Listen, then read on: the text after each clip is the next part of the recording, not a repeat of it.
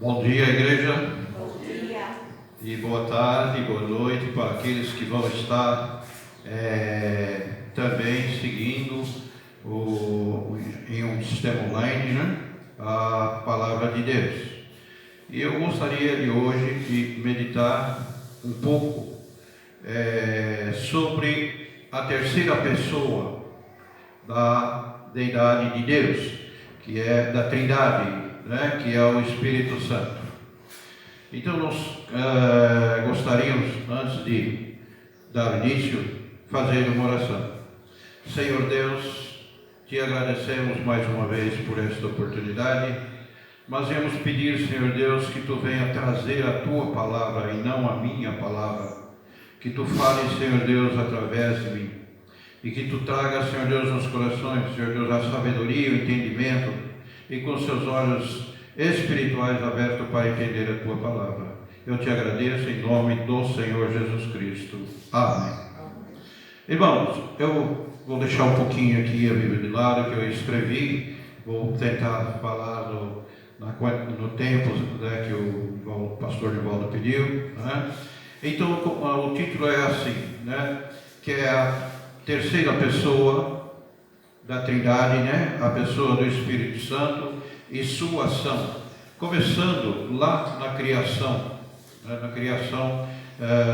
de todas as coisas.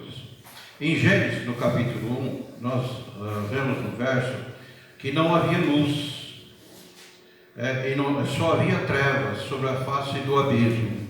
Esse abismo significa, na verdade, é o cosmos, né, certo? É todo o sistema do universo. E o Espírito de Deus se movia sobre a face das águas. Já havia águas, né? Tanto que nossos cientistas nos dão esta informação, que ainda existe parte do universo que ainda são trevas, né? E então essa terceira pessoa da Trindade, ela pairava, né? E se movia sobre as águas, sobre a face das águas. Já havia águas, né? Talvez não no sistema que nós temos, que é H2O, mas um outro estilo talvez de água, de líquido, né? Certo? E água significa vida, né? E a ação do Espírito de Deus, o próprio Deus, de criar o universo, sendo os céus e a terra, né? Essa era a ação do Espírito Santo, era a participação da criação desse sistema em que nós vivemos, que é a terra e todo o cosmos, e todos os céus que olhamos para cima, né? E a sua criação criou o homem.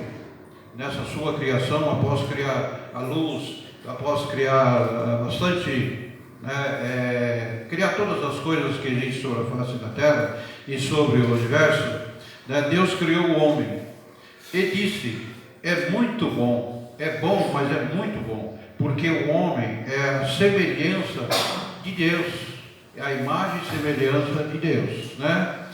Mas Deus deu ao homem, não criou ele como um robô. Deus criou o homem com o seu livre-arbítrio, de decidir por si mesmo, e não criou como mas para se decidir tudo aquilo que Deus gostaria que o homem fizesse. E era desejo do homem, de Deus, que o homem permanecesse eternamente e infalível, né? Sem pecado. Mas o homem, levado pela ação do inimigo, né? Que também é um ser criado por Deus, né? E que se rebelou contra Deus, não gostou muito disso, né? Se enciumou disso e fez com que o homem caísse em pecado, né? Ou seja, desobedecesse a Deus por aquilo que ele tinha falado, que ele criava todas as coisas para o homem. Somente tinha uma árvore ali que eles não poderiam tocar nela, né? Não poderiam comer o fruto dela, que era o conhecimento do bem e do mal. E Satanás usou exatamente aí para iludir o homem, né? Certo? Mas nós vemos que durante o tempo que o homem não caiu em pecado, Deus tinha toda a intimidade com o homem, né? O próprio Espírito Santo né, em teofania, né, ele agia, ele passeava com o homem no jardim do Éden, e ele instruía o homem, né, e deu toda a sabedoria ao homem para direcionar e cuidar daquele jardim, né? Mas assim que o homem pecou, o Espírito Santo, através de Deus, ele se afastou do homem. Ele já não agia mais no homem, né? Como ele mesmo disse lá para Noé, que o homem por si era carnal, e estava em pecado e era carnal. Então seu espírito não ia agir no homem, né? Não ia agir para sempre no homem, por causa exatamente da sua desobediência, né?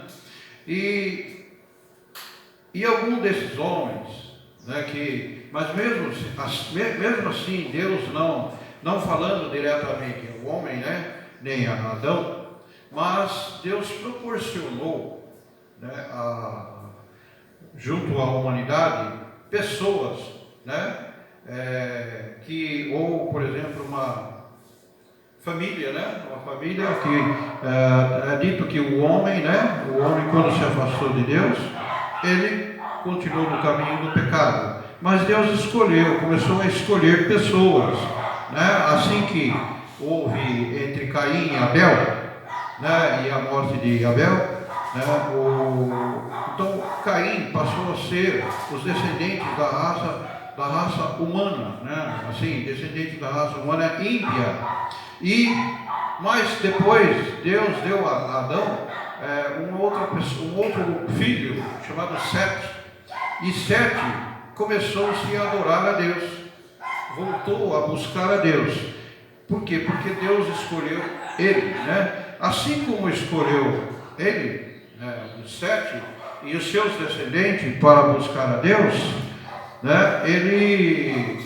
Nós vamos ver que Deus buscou através do homem esse relacionamento, mas aqueles homens que fossem escolhidos por Deus, exatamente como Sete, depois como Enoque. Enoque se tornou tão amigo de Deus, né, que Deus o levou para ele, transladou ele, levou ele para o reino, né, certo?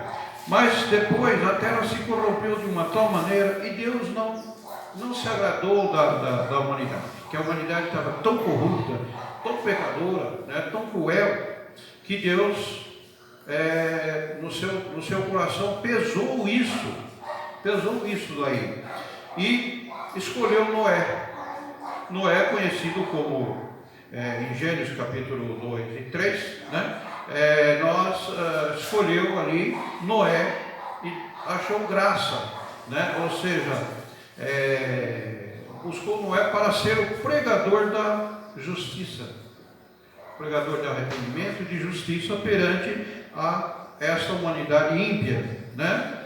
E Deus, com isso, usou Noé durante 120 anos, pregando sobre o arrependimento. Infelizmente, o homem não se arrependeu, e Deus destruiu por completo toda essa humanidade, né? E só reservou Noé, sua esposa, seus 3 filhos e 3 noras, para povoar novamente a terra, né? Certo?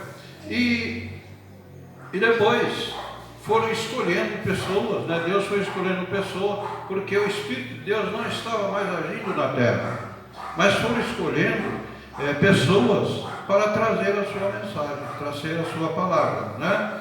E escolheu Abraão. Mais para frente escolheu Abraão, que se tornou o pai de muitas nações, né? E veja só, né, que Deus falou diretamente, como falou com Moisés, como falou com Noé, falou também com Abraão, o que ele gostaria de fazer, o que ele ia fazer através de Abraão, né? E depois, Abraão, nós vemos aqui, né, Deus falando com Isaac, depois falando com Jacó, e finalmente falando com José do Egito. E veja que o Espírito Santo, ao falar com essas pessoas, deram a ele dons, deram a ele conhecimento e sabedoria. Veja o caso do José do Egito, né, conhecido como José do Egito. Agraciou Deus com o dom de sabedoria e de interpretação de sonho e administração de um reino, né? E dar continuidade ao seu povo, né?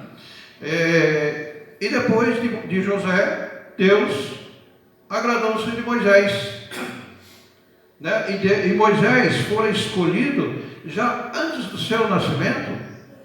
Deus o protegeu durante o nascimento dele, e ele foi criado em um palácio, né? E ali Deus o capacitou ele para se tornar um homem estadista, um homem de grandes conhecimentos na área de administração ou de governar o povo. E depois acontece aquilo com Moisés, e ele vai para longe dali do Egito, e Deus agora começa a trabalhar de outra maneira com Moisés. Era se tornar um homem manso, porque Moisés era um homem bravo, se tornar um homem manso, como a Bíblia diz, né? E de repente Deus fala com Moisés, traz tudo aquilo, traz a mensagem que ele queria tirar aquele povo dele do Egito, que prometera a Abraão que ele daria a terra de Canaã, e que Moisés deveria tirar aquele povo, né? Certo? Então isso é a ação do Espírito Santo, né? E Moisés então recebeu para si, né, o dom de, apesar de muitas vezes ele não querer, né,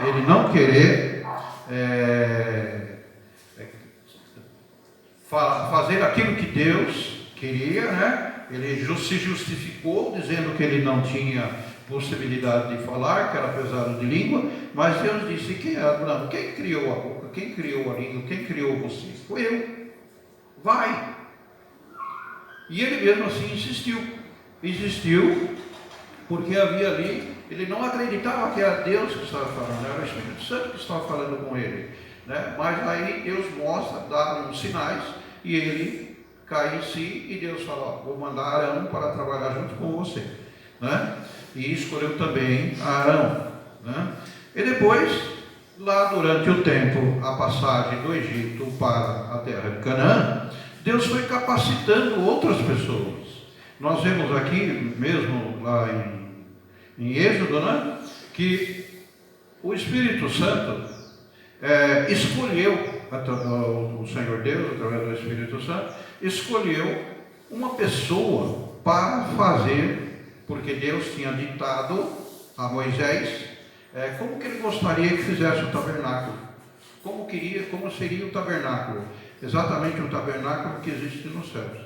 Então ele escolheu uma pessoa também, e essa pessoa é chamada Bezalel. E Deus deu ali ao Espírito Santo, deu a Bezalel, o encheu de sabedoria e entendimento e ciência em artifício, né? Trabalhar com ouro, prata, madeira e outras coisas, né? Certo? E veja como Deus está trabalhando através do Espírito Santo, mesmo o Espírito Santo não estando aqui na terra, mas ele vinha e capacitava e voltava, né? E depois de Moisés, Josué, um grande guerreiro e um grande, vamos dizer assim, Josué se tornou um guerreiro, um conquistador e de grandes estratégias, né? Certo? Mas sempre com a sabedoria do Espírito Santo, não pela sua própria sabedoria, mas pela sabedoria do Espírito Santo. E assim, depois que Josué faleceu, veio-se os juízes.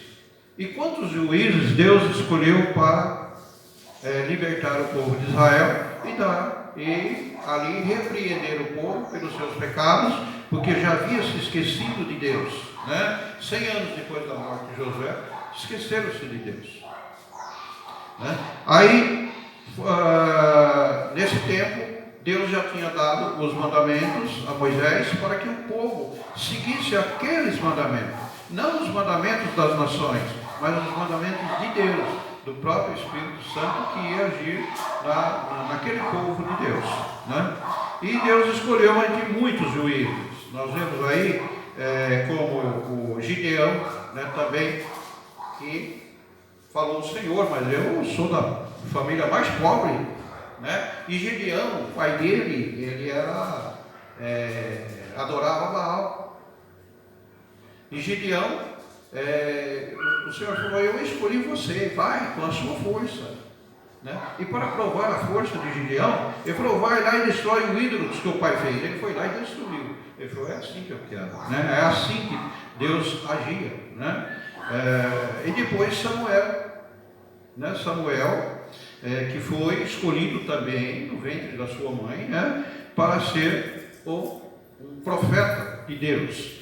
E depois os outros profetas e reis, né? Como por exemplo Davi, né? Como o Davi, o grande rei, profeta ao mesmo tempo, Elias, Eliseu, Isaías, Daniel e outros. Veja que Elias e Eliseu fizeram as mesmas maravilhas, sinais e maravilhas que Jesus Cristo fez. Ressuscitar as pessoas, multiplicar os alimentos, né? Tudo, mas não com a sua sabedoria.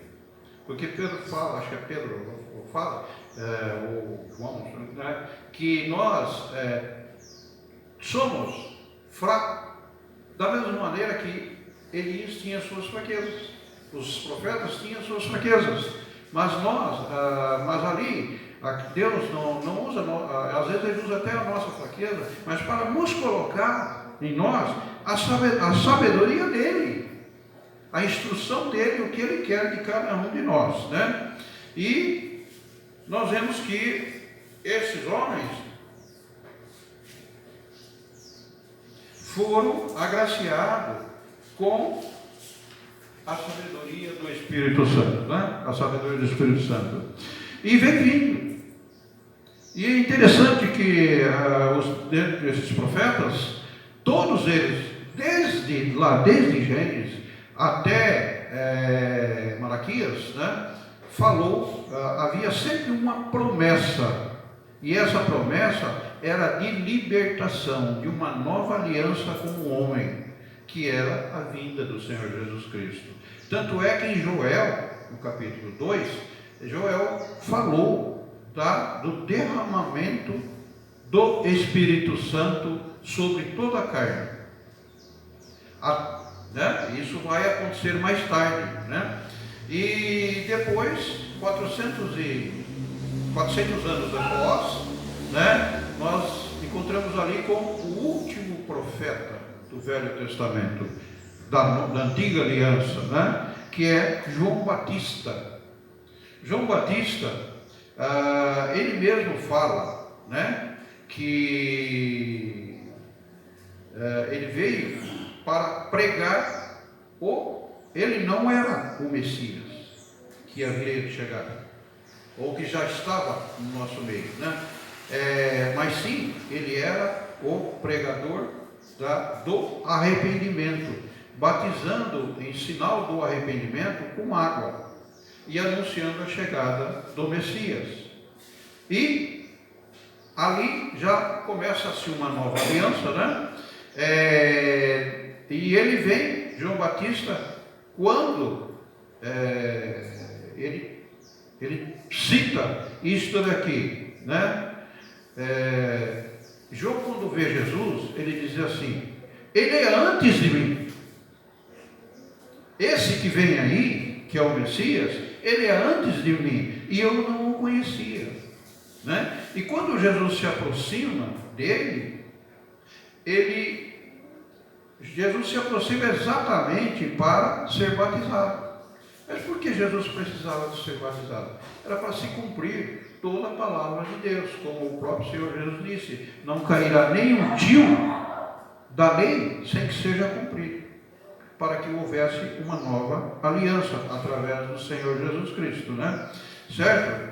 E João Batista, quando vê Jesus, ele disse assim: aí vem o Cordeiro de Deus que tira o pecado do mundo, né? E no batismo de Jesus, ele viu, ele testemunhou, João Batista testemunhou ali, né, a descida do Espírito Santo que se apossou do corpo humano do Senhor Jesus Cristo, né? E esse mesmo Espírito, após o batismo, o próprio Espírito Santo, levou Jesus para o deserto, para provar, né? Provar a sua parte carnal, não a sua parte espiritual, mas a parte carnal, que era passar por tudo aquilo que o homem passa, né?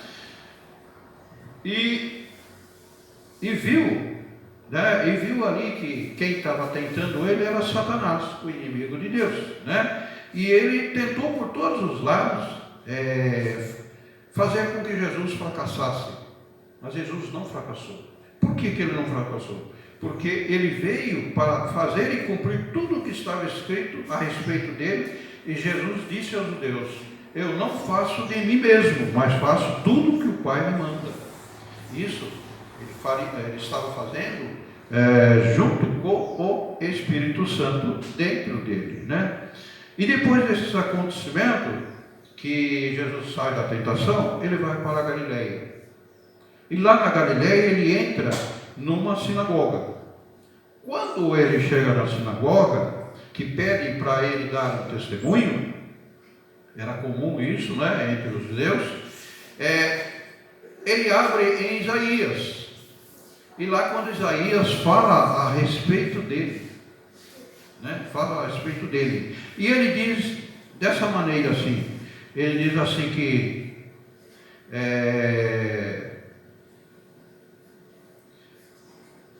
ele disse assim: hoje se cumpriu esta profecia, né, que Isaías estava falando, e Isaías falou isso há mais ou menos 700 anos, 800 anos antes, né? Certo? E Jesus começa então aí o seu ministério, né? E olha só, Jesus, como ele disse lá atrás, ele não fazia as coisas por ele mesmo, mas ele fazia isso, tudo o que o Pai mandava, através do Espírito Santo que estava nele, né? E veja quantas coisas Jesus fez. Jesus mostrou ao homem aquilo que era o reino de Deus, o que era Deus, né? O que era o verdadeiro Pai. O que o Pai tinha um propósito com a humanidade, né? E através dele mostrando essas características do Pai e do Espírito Santo, né? Ele tinha poder, foi-lhe dado todo o poder na terra e nos céus. Ele tinha poder sobre a natureza, por exemplo, no mar, nas tempestades. Ele tinha poder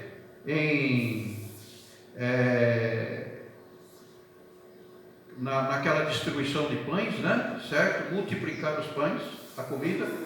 Ele tinha poder de curar as pessoas doentes. Ele tinha poder de expulsar demônios, porque os demônios o temiam ele, tinha medo dele. E quando ele chegava, tanto é que lá, quando ele foi ser expulso pelos lá no Generazeno, ou Gadarenos, né, certo? Aquele povo que expulsou aquele demônio daquele homem, né? Ele começou ali, certo? O Espírito, ao ver ele, disse assim: por que vem nos atormentar antes do tempo? E o Senhor simplesmente disse: sai dele. E saiu. Por quê? Porque ele é Deus. Porque ele é a segunda pessoa da Trindade, né? E isso foi mostrando aos judeus e às nações. Porque a Bíblia diz que as nações que não o procuravam, conheceu ele. Enquanto que aqueles que não procuravam, esse não conheceu a ele. Aqueles que não procuravam, conheceu. Aqueles que conheciam, não reconheceu ele como o Messias. E isso vai até a crucificação de Cristo. Vai até a morte, né, em sacrifício numa cruz. Isso,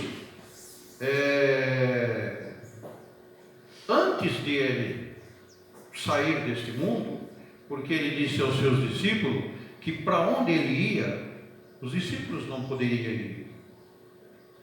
Os discípulos interpelam ele e dizem assim: Senhor, mas para onde tu vais? Ele diz: vocês não podem ir agora, mas irá mais tarde. Mas vocês vão se entristecer, mas depois vocês vão se alegrar quando ver as maravilhas que iam ocorrer aos seus olhos, né? E veja que Jesus, ele fala da profecia de Joel. Ele fala: eu tenho que ir para o Consolador possa vir, porque até aqui o Espírito vinha, escolhia as pessoas, né? Escolhia a pessoa programada pelo Pai, passava uma mensagem, passava uma profecia, passava uma correção ao povo e voltava para os céus. Agora, Jesus está prometendo aos seus discípulos que eles iam ter um Consolador, que eles não iam ficar órfãos, mas que eles teriam um Consolador, né? E isso aconteceu após a ressurreição de Jesus, depois da morte e a ressurreição de Jesus, né? Na ressurreição, ele disse para os seus discípulos assim: fique em Jerusalém até o dia quando vir o Consolador. E ali ficou. Mas antes disso, antes dele subir aos céus, ele já trouxe, como o Espírito Santo estava nele, certo? Ele disse aos seus discípulos: eu hoje batizo vocês, né, todos que estão aqui, com o Espírito Santo. E ocorreu aquele fenômeno de línguas de fogo caindo sobre os discípulos, né? Então, ele estava sendo batizado com o Espírito Santo. Ali eles estavam sendo batizados com o Espírito Santo. Porque até ali havia, por exemplo, situações que os próprios discípulos, às vezes, não criam no Senhor Jesus. Ele via os sinais, tudo, mas não entendia quem era este. Quem era este? Muitas vezes fizeram essa pergunta: quem é este que até a natureza obedece? Quem é este que até os demônios obedecem? Né? E agora, com o Espírito Santo, abre-lhes o entendimento. E eles ficam ali até o dia do Pentecostes. Quando ocorre, após aquilo que o Senhor Jesus tinha dito a eles, não vem um temporal, não vem uma fantasia, não vem uma coisa escandalosa. Não, veio um vento impetuoso e um som, uma voz, né? Certo? E apossou-se de todos os discípulos e de todas aquelas pessoas que estavam ali, certo? Ao ponto de Jerusalém, porque Jerusalém ouviu este sinal e correu para lá. Olha para ver que Pedro, que era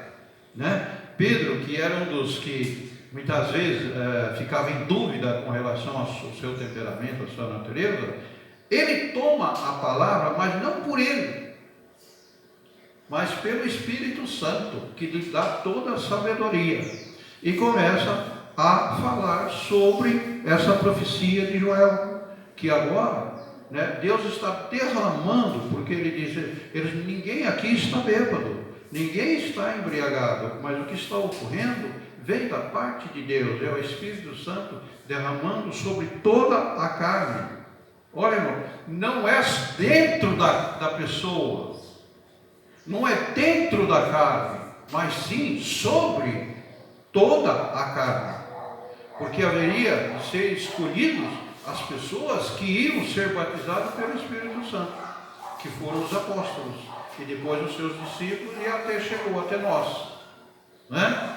E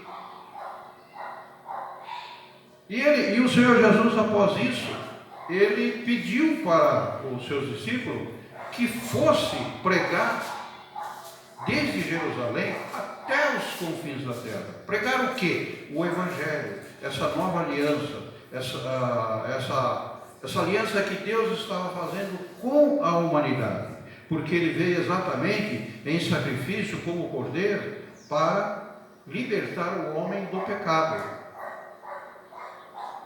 Mas libertar o homem do pecado, e por que não libertou? Não é bem assim. Porque Deus não é como nós, que tomamos as nossas atitudes, né? Ia libertar do pecado e perdoar o pecado aqueles que reconhecessem Jesus, aquele que cresce em Jesus, aquele que fora batizado em água e com o Espírito Santo. E esse Espírito Santo que o Senhor, através dos apóstolos, ia colocar naquelas pessoas que creriam no Senhor Jesus Cristo e entregassem a sua vida, o Espírito Santo tinha uma função. E essa função é o quê? De regeneração. Regenerar as pessoas que criam. E é isso que a igreja cresceu, né? A igreja desenvolveu, porque pregam até hoje, né? Porque muitas vezes que este movimento que se fala muito, muitos até não acreditam no Espírito Santo como sendo Deus, mas a Bíblia mostra que ele é a terceira pessoa da Trindade. E Jesus é o segundo Deus da Trindade, né? Certo? E o Pai. São três pessoas, num só Deus, num só pensamento, num só realizar, né? E nós vemos que nós somos batizados com o Espírito Santo, assim que cremos. E o Espírito Santo agora nos induzem à regeneração. Mas, irmão, veja só. Nós somos selados com o Espírito Santo. Selado, né? Vocês viram, batizado com o Espírito Santo, somos selados com o Espírito Santo. O Espírito Santo está em nós. Ele está dentro de nós. Que o próprio Senhor Jesus disse: eu e o Pai estaremos dentro de vós, né?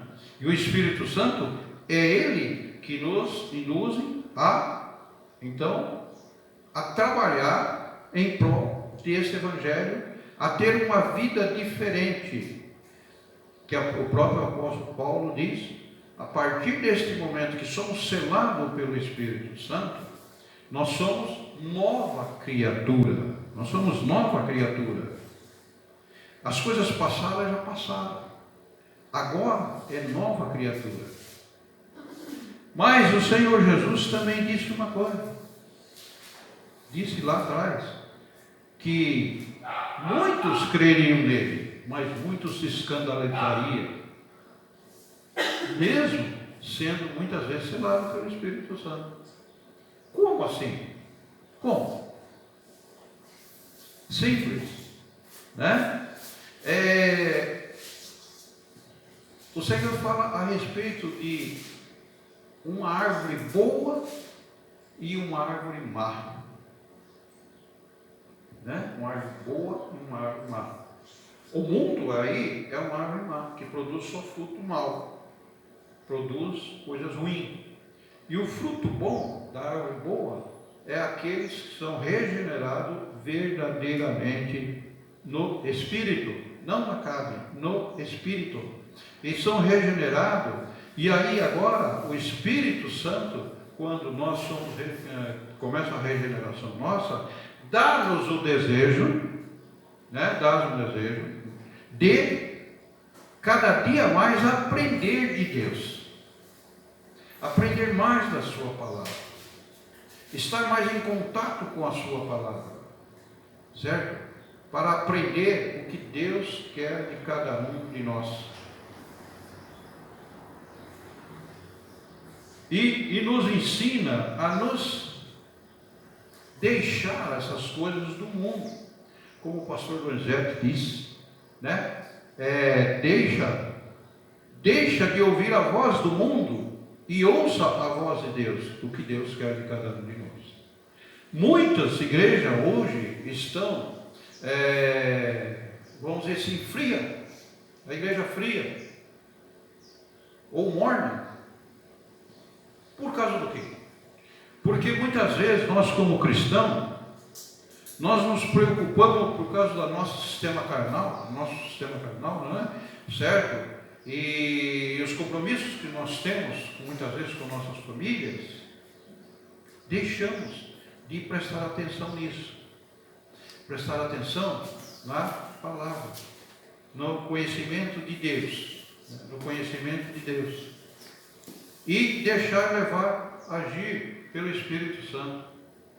Porque o trabalho, o dia a dia, o que o mundo apresenta, muitas vezes nos tira do foco de Deus para... Isso é coisas que Satanás tenta fazer com todos os filhos de Deus, né? Que a Bíblia diz que até os próprios filhos de Deus seriam enganados, né? Certo? Então, mas nós temos que estar cheios do Espírito Santo. Não é só, por exemplo, eu vou vir aqui, eu vou pregar, eu vou me encher do Espírito Santo.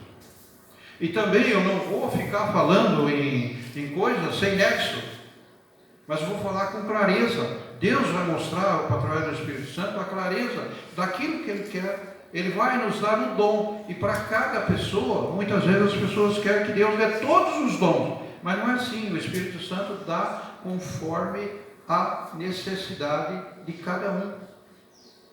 E muitas vezes, devido à nossa falta de fé, e a nossa falta de entendimento e de conhecimento, né? Nós muitas vezes pedimos para Deus que nos dê isso, mas a nossa fé é muito fraca. Então é o Espírito Santo que vai nos delimitar isso, dando, por exemplo, a um irmão o dom de interpretação, ao dom de curar, ao dom de expulsar um demônio. Outra coisa, expulsar um demônio não é brincadeira, certo? Precisa estar cheio do Espírito Santo. E isso nós temos que manter diariamente, todos os dias, cheio do Espírito Santo, buscando a pessoa do Espírito Santo. É por isso que Paulo fala, não apague o Espírito Santo. O que é apagar? É deixar de lado, é fazer aquilo que vem no nosso entendimento, e não no entendimento do Espírito Santo nem de Deus. Amém? É isso que eu gostaria de deixar aos irmãos, que cada um medite como estão vivendo no mundo, como estão vivendo na presença de Deus no mundo. Amém?